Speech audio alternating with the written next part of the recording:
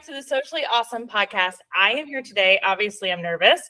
I am here today interviewing Kimberly Olson, the Gold Digger Girl herself. I'm very excited about this because if you've heard my story before, I found her through her podcast. And recently I got to be a guest on her podcast. So, of course, I reciprocated and was like, please be on mine. So I am so excited that you are here. Things have gone full circle in the last year. So thank you for taking the time out of today to do this with me. I know, this is so cool. This is really awesome. And is my tech working? Because you're nervous. Don't be nervous. Like, I can't even get my microphone to work. So it's all good. Right? Thanks for having me. The technology knows when something is important because it's like it just disrupts for the day. Yes. But like I said, I found Kimberly on her podcast about a year ago, and most of you know my story. So today I definitely want to share her story with you and just let her open up about why she left, corporate and her job and all the things and came into entrepreneurship. So tell everyone that's listening a little bit about your story. I've heard your story. I still, every time I tear up. So why did you start the Gold Digger Girl? Where did it start?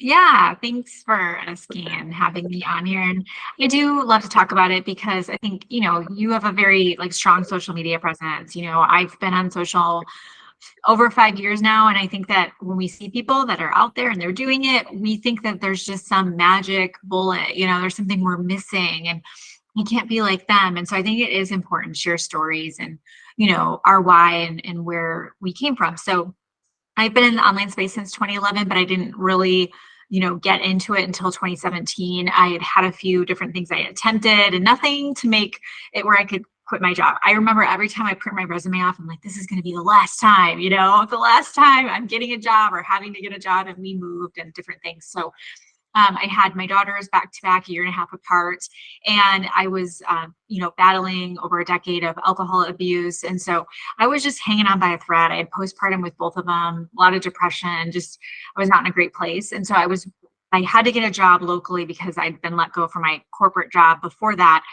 And 2 babies, daycare is very expensive here in Texas. And I felt like my back was against the wall. So I was commuting 2.5 hours a day and just not winning. I felt every day I would wake up feeling like I'd already lost. I felt like a failure as a mom. I wasn't present with my kids. The first thing I would think about when I would get out of work was, I can't wait to get home and have a glass of wine. It wasn't like, oh my gosh, I can't wait to pick up my babies and snuggle them. Like, I just was not coping very well. So in 2017, my friend followed up with me like 15 million times. And finally I was like, okay, I'm going to do your stupid network marketing thing because I have no choices. Like, I was like the worst recruiter ever probably. And I was like, okay, fine. Like, I'm going to do what you say, but I don't know. Like, it was so resistant. And I did what she said. I'm very coachable. And I made $1,000. And I was like, oh my gosh, like, it's like half of the money, like, this is real money. And then, another $1,000. And then I made a check that was like 200. And I was like, I'm doing it again. I'm self-sabotaging. Like, this is a pattern. This is a cycle. But I think this moment of self-sabotage, it wasn't just me. It was like, I had these babies, husband, and we just had built a dream home. So I was feeling a lot of financial pressure as well. And so I just decided, you know what, I've got to overcome this alcohol battle because I can't be my best self and win if I'm hungover when I wake up, So I enlisted professional support with a therapist, and she does like cognitive behavior therapy. So it wasn't just like AA or something. It was like really getting to the bottom of like why. And so I learned that I didn't feel valuable, didn't feel worthy, and that stuff can be passed on. Like, family stuff is real. And so working with her, I realized that I was good and I had value to offer and that I could do this. So I just started reframing my self-image of who I was. And I started seeing myself in the way that God created me, And one day I woke up and I was like, I'm done. Like, I'm done. I'm not doing this anymore. So August 1st of 2017 was my first day of celebrating sobriety and have ever since. But everything transformed after that. I really I learned about social media. I got a coach. I really showed up. I wasn't just like one toe in the water. I was like, no, I'm going to figure this out. Like, this is the keys to the kingdom. I can break free of this. I can get my family out of debt. I can quit my job, all the things. And that's exactly what I did. So when I started on social media, kind of like your experience, people really resonated with the way I was sharing and teaching. They're like, oh, I love this. And so my following grew really fast. And so that spring, I launched Gold Digger Girl Co.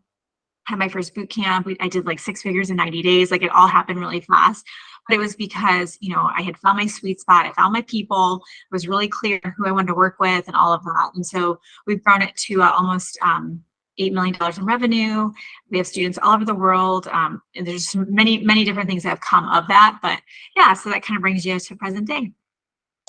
Yes. So I love the story. I love that you share that, it took you time to, figure out what is your vice, how are you self-sabotaging, because I think we all have some way of self-sabotaging. And I've shared a lot about my journey of, my unhealthy relationship with food. And that is, a way that I would always self-sabotage. And so I love that you share that and you're vulnerable with us for that. So thank you. Now I'm going to hit you with some hard questions because we want to grill you and we want to know all the things up here because most of my audience knows that, I enlisted in your program 1 year ago today, actually. I started in 6-figure business breakthrough. I signed up. It was on my Facebook memories and really just, that is definitely a piece that I recognized was I could spend 5 years doing this alone, wasting a bunch of money, figuring it out, probably end up giving up on myself because that was my history. I'm a chronic hobbyist. I'd always had a hobby, but never made it a business. Or I could get help and get a coach and just go through. So I love that you touched on that too, is like, once you decided to go all in, you got that coach and things have gone to $8 million in revenue. So what is something that you wish you would have learned or known before going all in? Like what was one mistake that you kept making over and over and over and your coach had to be like, okay, stop? Was it boundaries? Was it like, what is that thing? Because so many people in the audience are going to be that brand new entrepreneur. And that's one reason they're still making the same mistakes over and over instead of, moving forward. And you're so good at that. Like, we're going to pivot and we're not going to look back. So share with us what you wish you would have known or learned in the very beginning that would have saved you a lot of time. Oh yeah, for sure. Yeah. I mean, that from 2011 to 2017, 6 years of investing in coaching, going to conferences, buying programs, buying courses, having Kajabi, but no sales. The biggest difference and the thing that stands out to me is that during that time, I was doing the stop, go. So like when I got pregnant with Addison, I was like, oh, I must be, I still did stuff and I'm like, I must be, present and be a mother. And when I had her, I was obviously on the struggle bus as I shared. So I was like, no, not now. And then I remember I went to a conference, so maybe she was 9 months old, 10 months old. Yeah, she was about 10 months old. I was like, okay, I'm going to do this. And I got into like Brendan Burchard, something of his, and I was like, got back into it, went to a conference, did all the landing pages. And then, Elise, I was pregnant with Elise. I was like, oh, never mind. I'm just going to do that later. So the stop, go is real because what happens is there's always going to be something. It's going to be, you move. I mean, you would think like packing a child and getting him to college is like, people act like it takes 6 months. It's like there's life, it happens. And so what I did differently now, this last time around, is I decided that I was going to go all in until I cracked the code, until I like finally got my revenue replaced from my full-time job and I was able to quit my job and put my notice in. I was like, I'm going all in, which meant I gave up TV. I didn't listen to music for 3 years. All I listened to was Dave Ramsey, like seriously. But I was able to like get it in my brain of like, this is how you make money and reduce your expenses. And I just gave up a lot of things. And yeah, I lost some friends over it. If you can't meet for happy hour, things change. Now I have friends like you that I know you would go to battle for me, So it is that internal decision. It's like, I'm going to figure this out and starting to realize like you have everything you need. You might need a coach. Yeah. I will always have a coach. You need the guidance and the roadmap, but you have what it takes internally in making that decision. And I think for a lot of people, they haven't made that decision. They say they want it, but they're not like completely all in. So many good things there because first and foremost, I love that you said you will lose friends through the process, and it's sad, and you grieve for a minute about it. Like I sat in it for a while and wallowed, like, oh, so and so hasn't texted me in 6 months, and whatever. But and even family too, even Yes. family, because Mhm. family is very quick to, I don't want to say that they envy success, but their definition of success or what they want in life might be different. And so they don't understand what I'm doing, or they don't understand, why I am not available to take calls all day long, because I just sit here and do nothing, right? That's what they think. So it's just, you have to learn that, and you have to either be okay with it and be like, you know what, my goals and what I want for my family are first and foremost, and everything falls behind that. Um, or like you said, the people say they're all in, and then the okay. So yeah, I love that you mentioned, there's so many things there, because I get asked that a lot, especially as a student of yours. I've had Mhm. several other students in the program with me, and not just your program, but just in general, that started online around the same time as me. And they're like, how are you having this success and we're not? And I'm like, they're like, what's your secret? The secret is me. When I said I'm going Mhm. all in, I'm going all in. And you know that, because your secret is you. The Gold Digger Yes. Girl, Gold Digger Girl Co. would not be without Kimberly having shown up when there was one person on her Facebook Live 7 years ago. Like, keep coming, keep Right. going. So I love that you touched on that. So tell me a little bit about, because you're so good too at like visionary, being that visionary, and you really are the vision of your brand. And tell me a little bit about how you are able to be that vision and have your team help you with like the execution, because I know there's people that are listening that maybe it's time for them to get that VA or get that help, and you're very good at giving credit to your team as well when due. So how, what would you say to that entrepreneur that's listening, that it's time for them to outsource and get some assistance, and they're not, they've got that bad money mindset, maybe they don't think they can afford it. I think you told me yesterday, spend the money, even if you don't have it yet, spend it, because it's gonna keep you accountable. So I want to hear a little bit about that, because you're so good at that too. Yeah, and you can attest to this. You're never ready for a VA. You're never ready to spend that money. You don't know how to train them. You're like, what would I give them? And it's just all these limiting beliefs that are not going to help you. I went from $250,000 one year to 1.1 million because I started hiring people, and I didn't have a million people. It was just like, okay, this person can grab these pieces and they were part-time. And then this person can grab that, right? Ramping my VA up to full-time, but got her into more of a operations role. And so what you want to do is start thinking, okay, if you want to build a brand or a six-figure company or multiple six figures, okay, who are you going to need? What's that going to look like? And map that out. And if you don't know how, there's people who do that, right? We can help you with that. And I want you to start filling those spots now, even if it's a part-time basis, with the intention that they grow. But when it comes to being able to, hire the people and do all the things, you want to start thinking about this. I heard this somewhere and it stuck with me ever since. There's a vision, there's a visionary, you have a vision component to your business, you have implementation, you have strategy, and you have management, and you could do no more than two. Okay. So the visionary is the one that, plans and sees and knows what we should launch, and new product offers or direction of the brand. If you don't have that, you do need vision within your company. So if you're struggling right now, you're like, I don't even know like what I'm doing, you can hire people who can like pull that out of you. That's part of coaches' gifts, is they can see in you what you can't see.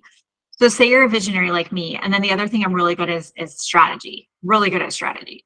I know the implementation piece, I can do it, but does that make sense for me to spend my time there? And then the management, does it make sense for me to manage all the things? No. So I handle the vision and the strategy for our company. And then we have people who handle the implementation and the management. So you can actually have a VA. It does not have to be a full-time person. There are people out there that literally specialize in exactly what you need. So start asking the questions, connect with people like us that have networks, but also saying, what's the dream team? What could this look like for me? Because if you're spending your time, editing your reels and you're just like, I can't, this is the worst. That doesn't make any sense, right? You're not making money doing that. But if you can create great content and do lives and be in the DMs, you can maybe make some money that way. So just being in your zone of genius and spending time on that and then delegating the rest, it's going to set you free and avoid burnout. I love that so much because that is where I was a lot in 2022. And I think I boxered you 1,000 times, like, It's great. oh You my figured it God, out. Yeah. it's midnight and I'm still doing this, but I had to, like you said, I had to commit to it and necessarily spend that money before I had it. What's funny is my money mindset was so terrible. I had the money. I just was like, I'm glad you're lucky you didn't tell me that. well, you know what I'm saying? Like, it was oh. there. It was like Yeah. there, but I was scared that, okay, if I spend it, then what happens when a client cancels next month? And then I don't get next month's money. I was like almost envisioning failure before it happened and preparing for the worst. And I met my CPA this morning and was like, how much money do I owe in taxes? And she was like, can you stop? Like, you're stressed out. So I just, if anything, I'm glad you said that though, Elise. That's real. Like we do. A lot of us come from a like raised a certain way, or we have that fear about money is real. Like it is absolutely real. Yeah. And I still get it. I still shake a little bit. I mean, I like was shaking earlier when I spent $700 on groceries at Sam's, but it is what family's got to eat. And you're so good at reminding me about, and guys, get a coach. Like if you get anything out of this episode, get a coach. But like Kimberly has helped me on that level of like, you have $700 to buy groceries. Like how many people don't? How many people don't? My kids get the cookie, the fancy name brand cookies. Like they get that. And for them it matters because they got Doritos instead of, like that. That's what my kids want. And that kind of brings it full circle of why I started this business. Originally, I started my business like you, for that flexibility. I remember your story about sending your daughter, to daycare sick, and so it's really surreal to be 1 year. And I'm so grateful for you and just everything that I've got out of your programs, which leads me to, you have so much free value out there in the world for people. What you're saying. Yeah. And that's like when I first found you on your podcast, and then I came over and I found you on social, which is what I highly recommend people do. And I'm going to let you tell people where you want them to connect with you.